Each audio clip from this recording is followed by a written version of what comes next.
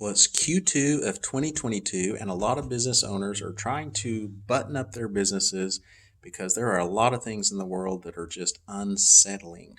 And so they're trying to figure out ways to cut costs without disrupting business. And one of the things I challenge every business owner to do that I work with is we bring out their financials. Now, take note that the only way we can do what I'm fixing to suggest is when we have accurate financials. Very important. Accurate financials.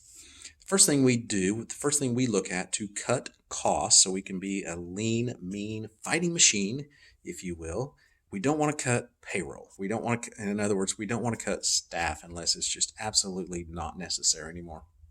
What we want to do is let's look at the big ticket items under your liabilities. For instance, most business owners that I come to work with from the beginning either have some kind of college sponsorship, football tickets, basketball, an NBA, NFL, whatever it is, things that are just totally unnecessary for the size of that business. If you have those, that's fine. I get it. We use our business to expense that out, but can your business really afford that? The second thing we look at is we kind of go down to the medium-sized liabilities, workers' comp, leases, seats, in other words, seats for software. I work with so many businesses where they're going to implement a new software and they start thinking about all the people that might need access to that. And it's usually, 5 to 10 people. And well, of course, the more seats you have, the more it costs.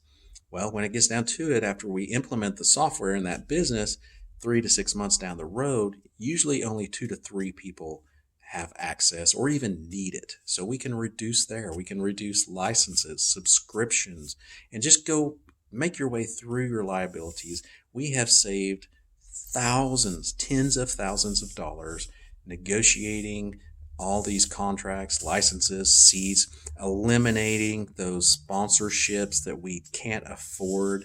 I had a business doing less than $1 million and had over $100,000 in sponsorships to their, I won't even say what it was.